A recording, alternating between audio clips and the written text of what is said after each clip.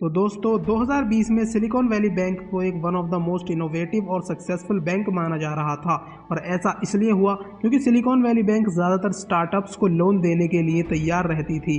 और हम सभी जानते हैं कि ज़्यादातर स्टार्टअप सक्सेसफुल नहीं होते हैं और कई रिपोर्ट्स के हिसाब से तो ये भी कहा गया है कि सिर्फ 10% स्टार्टअप सक्सेसफुल होते हैं और बाकी 90% अनसक्सेसफुल रह जाते हैं।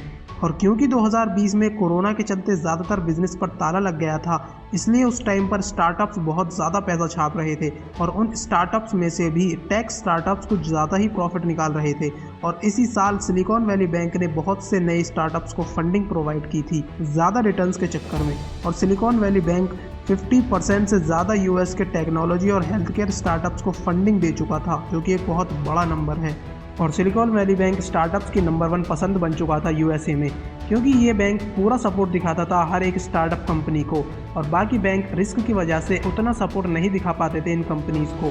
और 2020 में जब कस्टमर्स ने इन पर पैसा लुटाना शुरू किया, तब उन स्टार्टअप्स को एक बैंक चाहिए था जो कि इनके पैसे को डिपॉजिट करके सेफ रखे और उन्हें ज़रूरत आने पर उनके पैसे वापस कर दे। और इस प्रोसेस के लिए स्टार्टअप कंपनीज को सबसे बेस्ट बैंक लगा सिलिकॉन वैली बैंक। और इसके बाद ज़्यादातर स्टार्टअप्स ने इस बैंक में अपने सारे फंड्स को डिपॉजिट कर दिया था और सब नॉर्मल था सिलिकॉन वैली बैंक में। और इतना ही नहीं बल्कि 2022 के एंड तक सिलिकॉन वैली बैंक के एसेट्स $209 बिलियन के थे। तो ऐसा क्यों हुआ कि एक साल के अंदर पूरी सिलिकॉन वैली बैंक कोलैप्स कर गई? तो चलिए अब जानते हैं इसके रीजंस को। तो इसका सबसे बड़ा रीज़न था लैक ऑफ पोर्टफोलियो डाइवर्सिफिकेशन, जिसका सीधे शब्दों में मतलब है कि सिलिकॉन वैली बैंक ने अपने पैसों को सिर्फ कुछ चीज़ों में इन्वेस्ट किया था, ना कि बहुत सी चीज़ों में। जैसे एक एग्जांपल लेते हैं, मान लीजिए आप अपने पैसों को इन्वेस्ट करना चाहते हैं, तो इसके 2 सिनेरियोज हो सकते हैं। पहला, आप अपने सारे पैसों को सिर्फ एक चीज़ में इन्वेस्ट कर दें जैसे गोल्ड, और दूसरी तरफ आप अपने पैसों को कई चीज़ों में इन्वेस्ट कर दें जैसे real estate, gold, bonds, stocks etcetera. तो अब आपका पहला जो पोर्टफोलियो है वो बहुत ही वीक है, क्योंकि अगर गोल्ड की वैल्यू डाउन गई तो आपके सारे पैसे भी डाउन हो जाएंगे। लेकिन दूसरे पोर्टफोलियो में अगर एक चीज़ की वैल्यू डाउन भी होती है तो भी बाकी की चीज़ें आपके पैसों को बचा सकती हैं। इसलिए हर इन्वेस्टर चाहता है कि उसका पोर्टफोलियो डाइवर्सिफाइड हो।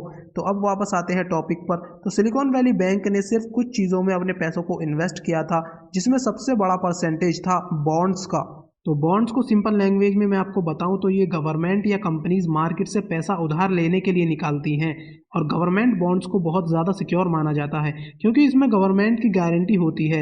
और बॉन्ड्स को एक पीरियड ऑफ टाइम के लिए निकाला जाता है, जो कि 1 से 30 साल के बीच में हो सकती है। और इसमें गवर्नमेंट या कंपनी को बदले में ब्याज यानी इंटरेस्ट देना होता है पब्लिक को, और ये इंटरेस्ट पहले से डिसाइडेड होता है। तो सिलिकॉन वैली बैंक ने भी बिलियंस ऑफ डॉलर्स के बॉन्ड्स खरीदे थे पिछले कुछ सालों में अपने कस्टमर्स के डिपॉजिट किए हुए पैसों से। लेकिन यहाँ पर दिक्कत तब पेश आई जब सिलिकॉन वैली बैंक को अपने बॉन्ड्स को घाटे में बेचना पड़ा।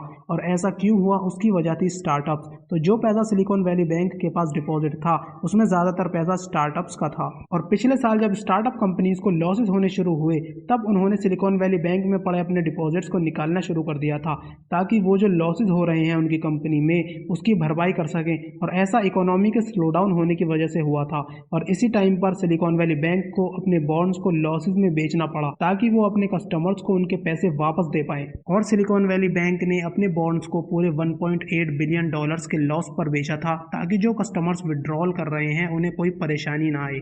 एक और रीज़न सिलिकॉन वैली बैंक के कोलैप्स होने का था इंटरेस्ट रेटों का बढ़ना। तो पिछले साल यूएस में इन्फ्लेशन अपने चरम पर थी, और इसको काबू में करने के लिए यूएसए के फेडरल रिजर्व ने लोन्स पर इंटरेस्ट रेट्स को बढ़ा दिया था। और इसके बाद से ही सिलिकॉन वैली बैंक के जितने भी बॉन्ड्स थे, उन सभी की वैल्यू नीचे गिरने लगी थी, और एंड में आकर उनको अपने बॉन्ड्स को बहुत ज़्यादा लॉसेज में बेचना पड़ा था। और जब इन लॉसेज की खबर सिलिकॉन वैली बैंक के कस्टमर्स तक पहुंची, तब हंगामा मच गया और ज़्यादा से ज़्यादा कस्टमर्स अपने पैसों को विड्रॉ करने के लिए लंबी लंबी लाइनों में सिलिकॉन वैली बैंक पहुंच गए। और ऐसा इसलिए हुआ था क्योंकि यूएसए की गवर्नमेंट ने बैंक में पैसे डिपॉजिट करने वालों के लिए एक लिमिट रखी हुई है, जो कि $2.5 लाख है। यानी अगर इससे ज़्यादा पैसे कोई अगर बैंक में डिपॉजिट करता है और फिर अगर बैंक कोलैप्स कर जाता है, तो गवर्नमेंट सिर्फ $2.5 लाख को इंश्योर कर सकती है और बाकी पैसों को नहीं। इसीलिए ज़्यादातर कस्टमर्स सिलिकॉन वैली बैंक से अपने पैसों को निकाल रहे थे, ताकि उन्हें अपने पैसों से हाथ ना धोना पड़े। तो अब जानते हैं कि एक्सपर्ट्स का क्या कहना है इस कोलैप्स पर। तो एक्सपर्ट्स मानते हैं कि ये कोलैप्स टाला जा सकता था, क्योंकि अगर सिलिकॉन वैली बैंक के कस्टमर्स पैनिक में आकर अपने डिपॉजिट्स को नहीं निकालते, तो सिलिकॉन वैली बैंक इस कोलैप्स को टाल सकता था। और आज उनके इन्वेस्टर्स का जो ये हाल है वो ऐसा नहीं होता।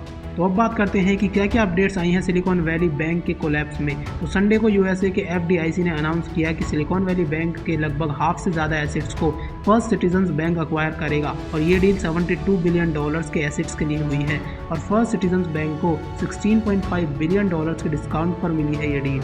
और इसी के साथ एफडीआईसी बाकी $90 बिलियन के एसेट्स को अपने पास रखेगा और इस डील के साथ ही अब जितने भी कस्टमर्स हैं सिलिकॉन वैली बैंक के वो सब ऑटोमेटिकली फर्स्ट सिटीजन्स बैंक के कस्टमर्स हो जाएंगे इस मर्जर के बाद। और एफडीआईसी का कहना है कि इस कोलैप्स की वजह से इंडस्ट्री को लगभग $20 बिलियन से ज़्यादा का लॉस झेलना पड़ेगा।